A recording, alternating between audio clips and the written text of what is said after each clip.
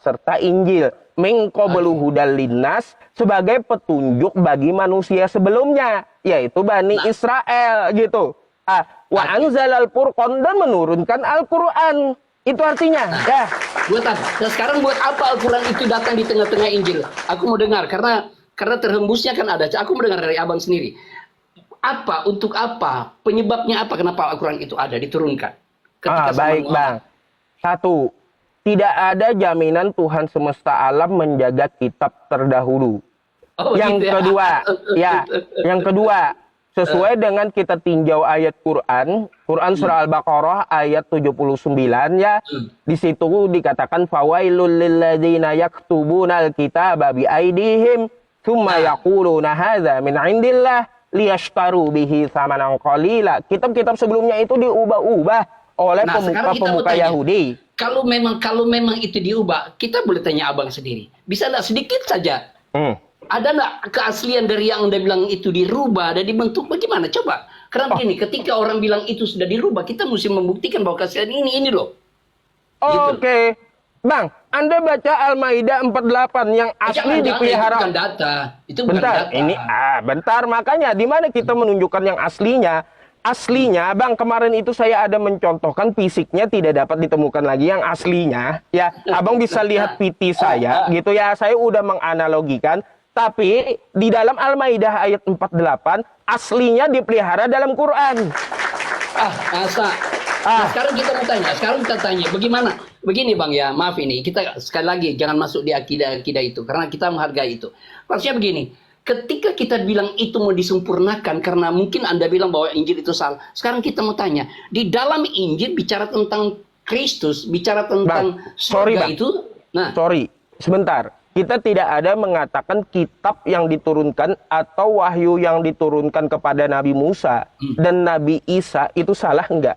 Kami nazzal alaikal kitaba bil haq. Musaddiqal lima, membenarkan. Kami membenarkan ajaran Nabi Isa gitu. Sekarang dibenarkan. Nah, sekarang kenapa ada orang bilang menyempurnakan? Apa yang mau disempurnakan? Baik. Jadi begini, Bang, yang disempurnakan itu masalah hukum-hukum dan aturan. Ya, contoh ya, di zaman Nabi Musa dan di zaman Nabi Isa atau Yesus, ada nggak Yesus? Bentar. Jangan dulu pakai Yesus karena itu berbeda jauh. Oke, saya pakai Nabi Isa kalau Anda nggak sepakat dulu ya. Di zaman Nabi Musa atau di zaman Nabi Isa, ada nggak dia mengajarkan hukum waris?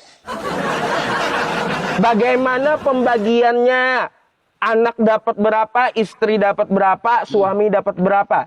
Ada nggak Nabi Isa mengajarkan hukum nikah? Nggak ada. Nggak ada. Bagaimana rukun nikah? Ada nggak dia ngajarin? Dengar baik-baik. Makanya kalau abang sudah belajar, bilang 7 tahun belajar, coba baca di 21 Korintus. Kalau gitu saya mau tanya, Bang. Saya mau tanya, di mana Yesus mengajarkan rukun nikah? Carikan datanya. Rukun nikah kan itu peraturan gereja. Tetapi kalau di dalam konsep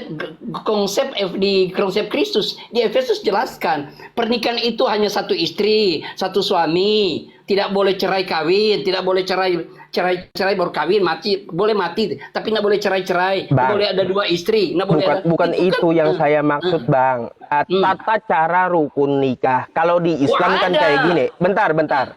Ya, kalau di Islam kan kayak gini, Adam mempelai pria, ada mempelai wanita. Terus ada 2 saksi, ada wali, dan ada akad. Adalah. Nah, kita kan itu di dalam Islam. Ada. Bentar, Bang, dengarkan dulu. Yang saya tanyakan kepada Anda, adakah Yesus ngajarin, kamu jangan menikah dengan sesama laki-laki? Mana? Ada. Jadi gini, dengar dulu. Orang kalau dalam Kristen itu pertama dalam pernikahan ini, kalau kamu mau tanya ada wali, ini dulu ya, ada wali, ada saksi, adalah. Aku kan menikah Kristen, aku ada saksi. Di mana ajaran Yesus kayak gitu, di mana? Dengar baik-baik.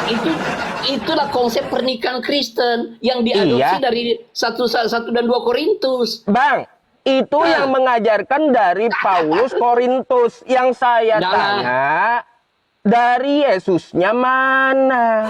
Kalau abang sudah baca katanya belajar 7 tahun, abang itu ada bang. Enggak Karena- pernah ada Yesus mengajarkan rukun nikah, enggak ada. Salah.